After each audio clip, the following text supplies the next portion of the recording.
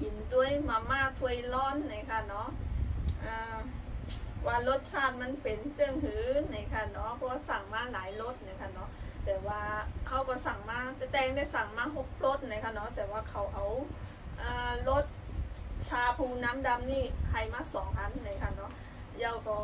รสหมูสับนี่ก็แต่งก็ไม่สั่งนะคะเนาะสั่งต่างเงี้ยวก้อยแต่ว่าเขาใส่มาปั้นนะคะเนาะก็รสหมูสับในก็เตเวิร์นมันอันเขาปะซื้อในเซเว่นเจ้านั่นก้อยอยู่นี่ก็พูดนะคะเนาะแต่ว่าอันนี้ได้ทำไปกินด้วยนะคะเนาะแต่ว่านี่ค่ะอันนี้จะเป็นรสหม่าล่าเนี่ยค่ะเนาะเหมือนในปฏิมาติดด้วยรสหม่าล่าว่ามันเป็นเจ้าหือเนี่ยค่ะเนาะแล้วก็อันนี้รสชาพูน้ำดำเนี่ยเนาะนี่ค่ะมันเหมือนกันด้วยแต่ว่าอันนี้มันจะเป็นม้วนเนี่ยค่ะเนาะอันนี้จะเป็นเล่มเนี่ยค่ะเนาะแต่ว่ารสชาติมันเหมือนกันด้วยเนี่ยค่ะแล้วก็อันนี้ก็จะเป็นต้มยำเนี่ยค่ะเนาะตัวมันได้ก็จะเหมือนอันเขาก็ซื้อในเซเว่นกินเจอนั่นกุ้ยเนี่ยค่ะเนาะต้มยำนี่แหละแล้วก็อันนี้ก็รสกิมจิเนี่ยค่ะเนาะเขาก็เต็มมากกินด้วยกิมจิแล้วก็รสหม่าล่าเนี่ยค่ะเนาะแล้วก็รสชาพูต้มยำเนี่ยค่ะเนาะเอาคักมากก็ไม่เขาก็เต็มมากเปิดต้วยอันนี้ได้เอาไว้ล้างไตก่อนเนี่ยค่ะเนาะออกค่ะอันนี้ก็กำในก็เขาก็เนี่ยเขาแก่แล้วอันนี้ก็หน้าตามันติดตัวแต่ว่าเขาก็แต้มมาปั่นเนาะลายเฮ็ดมันว่าเฮ็ดเจ้งหือเนี่ยเขาก็ติดแต้มมาปั่นอยู่ในค่ะเนาะอันเพราะว่าเขาติดตรงเนี่ยก็เขาก็ตัวเอาก็ลายอยู่ในค่ะเนาะในวิธีเฮ็ดมันเนี่ยค่ะเนาะอันตั้งสูตรก็ตัวกันเอาตัวจังในมันก่อนเป็นเจ้งหืออ๋อมันติดปั่นมาอย่างสองอันจังไหนในค่ะเนาะแล้วก็นี่มันก็ติดวิจอมาปั่นกันค่ะตัวก่อนอันนี้ติดเป็นถงเหมือนจังหวะเฮ็ดไทยน้ำไม้เนี่ยเขาเนาะเขาติดสิกอันแน่นตั้งก่อนสิกอันแน่นตั้ง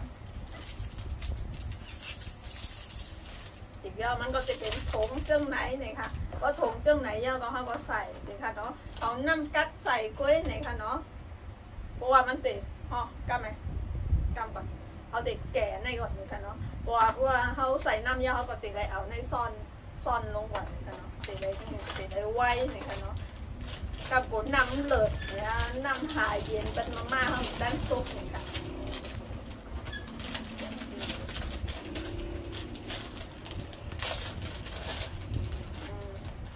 เส้นมันก็เหมือนเส้นมาม่าไออันเขาซื้อในเซเว่นตัวนั้นมันจะมาม่าเส้นใหญ่หรือว่ามาม่ามาม่าเกาหลีมันเจอกันนี่แหละแล้วก็มีผักหมี่ผักกี้มาปั่นกันได้แล้วเราก็ใส่เจ้าไหนก่อนเราใส่กี่อย่างแต่ว่ารสชาติมันได้2 เต๋เวิร์นอันนั้นมาทั่วไปยังพูดนะแต่ว่าเส้นมันได้เหมือนมาม่าต้มยำเจ้านั่นด้วยค่ะ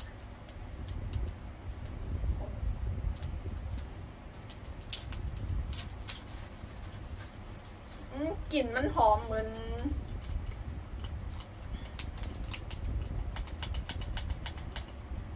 กลิ่นมันได้หอมอยู่ค่ะกลิ่นมันหอมเหมือนโอ้ย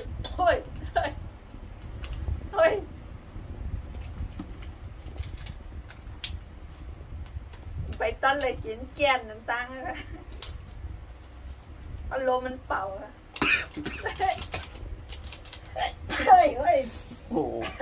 พุ่งเลยน้ำตาแตกเลย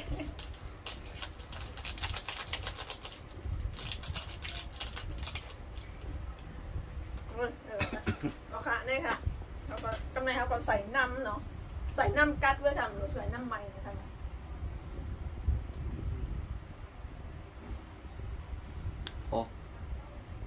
ใส่หม้อครึ่งถ้วยนี่หน่อยค่ะเนาะกำไรก็ไม่ค่ะ2 หันค่ะกำไรก็เนี่ยมันติดขวดมากค่ะกำไรก็เขาใส่นี่เนาะใส่น้ำเยอะไป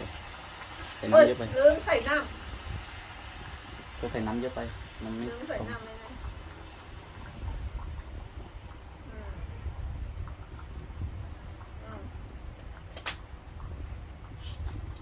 ครั้งแรกนะคะเนาะมันก็ติดเฮ็ด เฮ็ดถูกเลยกันเนาะเอาค่ะกำลังก็เขาก็ปิดฝามันไว้เขาจำมาตัวก่อนเขาก็ว่าให้ต้มใบหมอก10 นาทีเลยค่ะเนาะอ๋อค่ะกำลังเอามาตัวแทงหลังให้ต้มไว้ก่อนต้มไว้ทั้งนี้เป็นรสจิ้มจีวางตั้งใจเลยอ๋อแต่ไม่ได้เอ้ยอันนี้น่ากินกว่าเดี๋ยวพี่จัดกิมจิเลย อันนี้น่ากินกว่าแน่อันหมักพริกเอียงจะได้เขาใส่มาตั้งไหนเนาะเขาเราใส่อันเนี่ยน้ำมันนั่นเนี่ยเจ้าก็เหมือนกันค่ะอันนี้ก็แก่เหมือนกันก็เนาะผงร้อนเนาะแกให้ดูมองไม่เห็นเลยเจ๊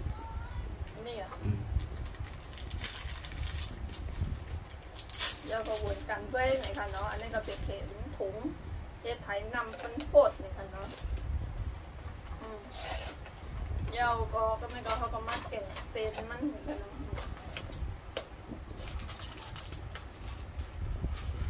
เขาดุ้งหน่อยเป็นไงอันนี้มันติดมีมันแบบก็ไม่เข้าเขตตัวดูว่าเขาใส่ไว้เอียงอะไรนะโอ้ยเสียงอันนี้โคตรแห้งหนาวไม่เห็นเลยมันติดมีเหมือนมักพริกแห้งอ่ะแต่จ่องจะมักพริกแห้งได้หมูนะเหมือนมักพริกแห้งต่ำอ่ะหรือว่าเนื้อกับหมูนะเนื้อแห้งกับหมูอ่ะแต่เนี่ยมันเป็นจังไหนเป็นอย่างแต่หมูเขาจะไปให้ซุปก่อนเนาะถึงด้วยเดี๋ยวเราเป็นจังไหนกำไรก็เขาก็มาใส่แม่งก่อนอันนี้นากินกว่านะกำไรก็ใส่น้ำ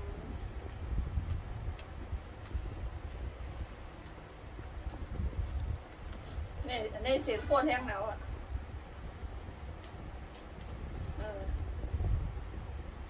เดี๋ยวเขาก็มาใส่น้ำไว้ก่อน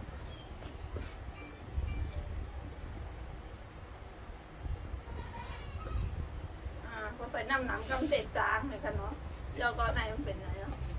เดี๋ยวก็ใส่หม้อใส่ครึ่งนึงหม้อในค่ะมันก็เริ่มโคตรมันเลยค่ะเนาะไปตัวไหนมันจะโคตรมันจังไหนคะมันโคตรมันจังไหนเนี่ยก็เขาก็ว่าน้ำมันเอ๋เท่าไหร่มันเอ๋เยอะแล้วก็ใส่เส้นให้นายใส่เส้นจังไหนเดี๋ยวก็ปิดฝามันไว้หม้อ10 นาทีนี่ค่ะเนาะเหมือนกันด้วยนี่ค่ะเอาค่ะนี่ค่ะเดี๋ยว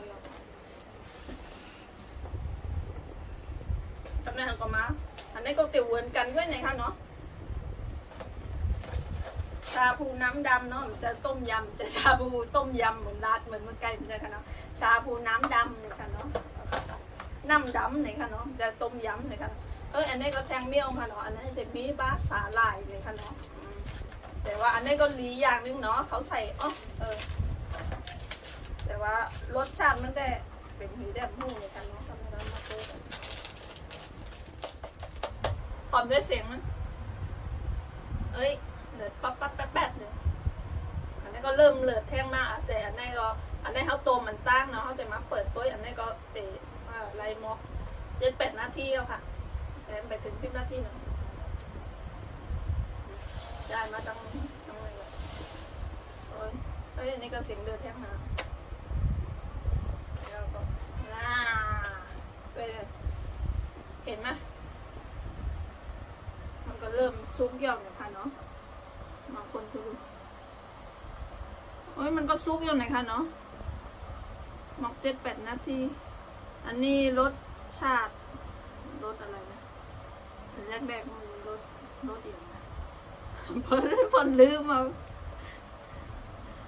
ลองชิมดูเลยจะเป็นชาบูน้ำดำป่ะใช่ไม่ใช่มั้งอันนี้เป็นจิมจิป่ะอันแรกจิมจิอยู่นี่จะไปเอานั่นออกจะไปแกะซองออกแสดงว่าอันนี้เป็นชาบูไรเยอะไหนคะเนาะอันนี้ก็ไรเยอะเดี๋ยวเราแล้วซองไปไหนหมดก็ดูที่ซองเนี่ยมันหมดอะไรลองชิมดูได้ซุก เกี่ยวเนี่ยค่ะอันนี้ก็หมก10 นาทีในอันเขาลาดว่า10 นาทีเนี่ยก็หมก10 นาทีหรือว่าอะไรอย่างเงี้ยเพราะว่า10 นาทีเอาเนี่ยก็ไอ้น้ำอันมันพดนั่นเนี่ยก็มันก็ติดหายเหมือนหายเลือดกว่า ลองดูดิลองดู10 นาทีแล้วมันเป็นไงลองแกะดูดิมันยังเดือดอยู่ไหม แต่ว่ามันก็ต้องยินเสียงมันอยู่เนี่ยค่ะเนาะเลือดป๊อดอยู่นะคะในค่ะ ยังเดือดอยู่เลยนะ เดือดอยู่แต่ว่ามันเลือดแห้งเดียวนะคะเนาะเพราะมันหมก10 นาทีกว่านี่มันก็อุ่นๆเลยค่ะเนาะเพราะว่าเขากินอะไรก็มันก็ยังอุ่นๆอยู่นะคะเนาะก็กินอุ่นๆไหม้ๆเลยค่ะอันนี้มันก็ดีเพราะว่าเหมือนก้นหวานเท่าเนาะเพราะว่าเป็นหวานเท่าเนี่ยได้มันก็ดีสำหรับก้นหวานเท่านั้นเลยเนาะอันกว่าเฮ็ดสนเฮ็ดหน้าน่ะเดี๋ยวก็เอาว่ากินได้หน้าเนาะเพราะว่ามันโหลเลยต้มเนาะเพราะว่ามันใส่น้ำเดี๋ยวก็มันก็ติดต้มปั่นเครื่องไหนในเขาเนาะเหมาะสมกับก้นกว่าเฮ็ดสนเฮ็ดหน้านั่นเนาะใครกินข้าวซอยใหม่ๆได้อันนี้เหมาะเลยค่ะเนาะเพราะว่าใครก็แต่ว่าเมื่อเฮามันก็ไปเข้าถึงในค่ะเนาะอาจจะมีอยู่ในก็อาจจะมีอยู่มั้งในเฮาก็ติดมาจิ้มตัวรสอันนี้เป็นรสหม่าล่าในค่ะเนาะว่ามันเป็นรสชาติมันเป็นยังไงมันก็จะอุ่นๆอยู่ในค่ะเนาะแต่ว่าน้ำมันเดือดเยอะเลย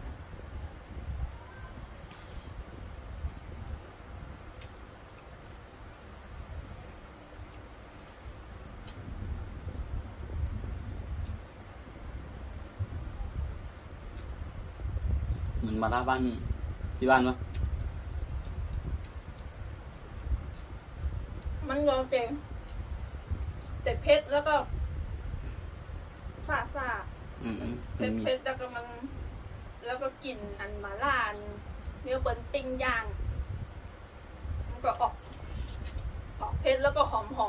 มกลิ่นหม่าล่าเนาะแล้วก็เผ็ดแห้งอยู่ค่ะแล้วก็หอมแล้วก็ออกกลิ่นเหมือนกลิ่นมักสลากลิ่นหม่าล่าของมันเนาะ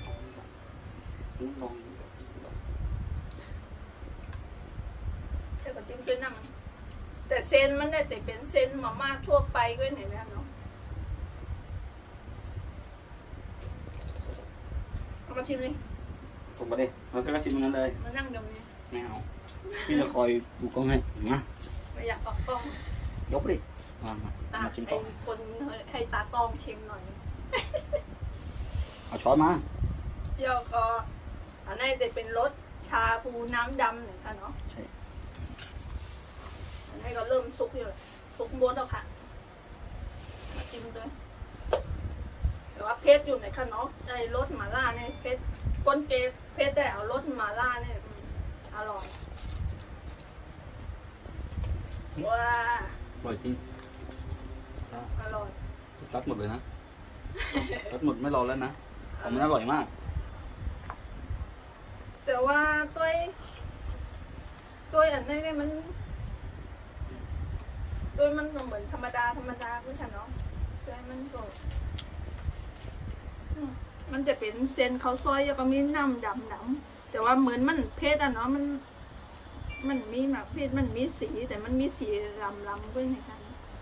มันจะคล้ายน้ำตกหมูไหมน้ำตกแบบไม่ใส่เลือดเนาะน้ำดำก็เหมือนน้ำเหมือนก็ชาพูมั้งชาพูน้ำดำกันมาครับเปิดตัวไหนก่อนอันนี้ก็ซุปก็เหมือนกันโอ้อันนี้ได้ก็กิมจินี่ก็แลบเด็กเพชรอยู่ในคันเนาะออกเปรี้ยวไหมเดี๋ยวดูชิมดิออกเปรี้ยวไหมจิมจิแต่ว่าจิมจิ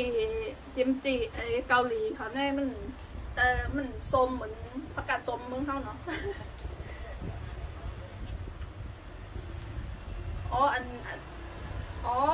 อันที่แห้งๆว่าเป็นอีสังเลยค่ะเนาะอันนี้มันจะเป็นผักกาดส้มค่ะจิมจีเนี่ยมันก็จะเหมือนคล้ายๆเหมือนผักกาดส้มใต้เท่าค่ะเนาะแต่ว่าผักกาดส้มใต้เท่าเนี่ยมันจะส้มค่ะเนาะแต่ว่าของเขาเนี่ยมันจะออกส้มมันจะออกหวานค่ะจะออกเจมเลยค่ะเนาะนี่ค่ะอันนี้เป็นผักกาดส้มเลยค่ะเนาะมันจะมักพริกแห้งค่ะมันจะเนื้อแห้งค่ะมันเป็นผักกาดแห้งเลยค่ะค่ะ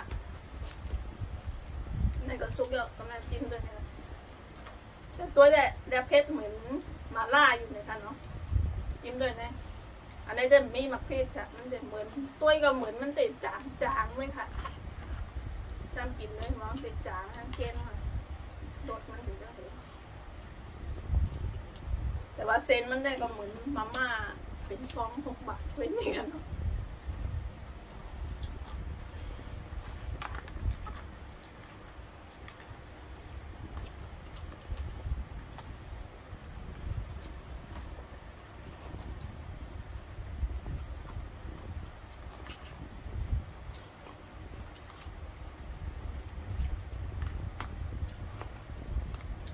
รสชาติชาพูน้ำดำเนี่ยมันจะออกหวานออกหวานแล้วก็เหมือนมันเจียมอีกนึงแล้วก็ออกหวานแห้งเห็นเจียมเลยค่ะเนาะมันจะเจียมเพราะว่าเป็นก้นหวานเขาได้เหมือนเก๊กเลยค่ะพวกเจียมเรื่องนี้มันของเก๊กกันค่ะ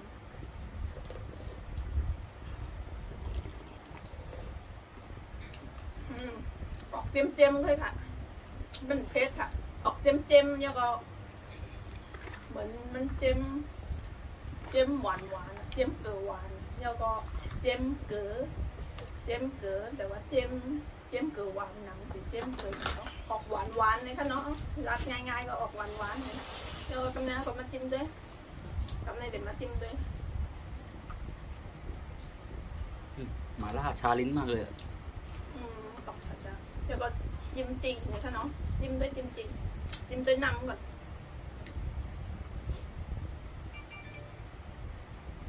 แต่ว่าหมอมันก็เตอโคตรเสียงโคตรมันนะเตอโคตรแต่ว่ามันก็โคตรแห้งแล้วนะ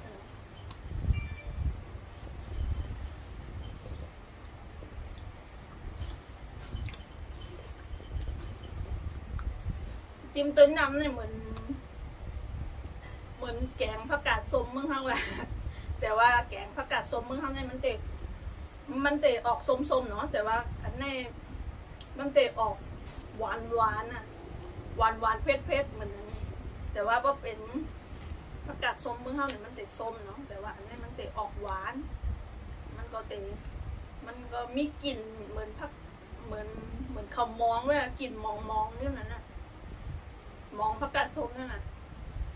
กินไหม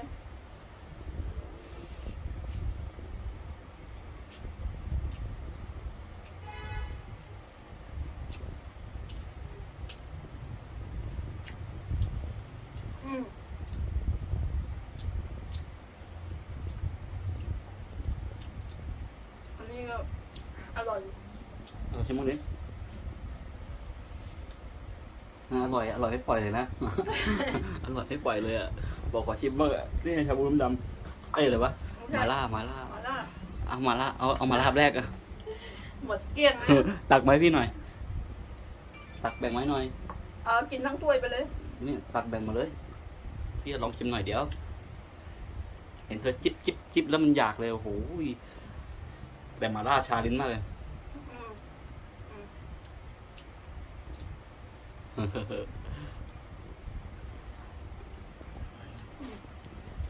เอาไปเลยมันได้กินหมดเกลี้ยงเลยมาเอามาเก็บเนี่ยแต่ว่าน้ำมันก็เติมไหมอยู่เลยค่ะเนาะเดี๋ยวยกใหม่น้ำมันก็ยังไหมแห้งอยู่เลยค่ะทำมดอ่ะภาษาไทยใหญ่ไหมคือเดือดไหมคือร้อนไม่ใช่ไหมแบบแต่ว่าไหมแคมถ้าไหมแบบว่าแคมอีหยังก็บอกฮู้แคมไทยรู้แปลว่าอะไรแคมอะตั้งสามอันในอันแล้วจิ้มตัวเนี่ยเขาเก็บเสร็จเปิ้ลเนี่ยเด็กเป็นรสมาล่าอร่อยเปิ้ลเลยค่ะเนาะมีรสชาติแล้วก็เผ็ดเลยค่ะแต่ว่าเต็มจีเนี่ยมันก็มันก็ส้มเลยค่ะเนาะมันก็ให้เป็นอันดับ2เต็มจีเนี่ยมันก็แต่ว่าอันนี้ได้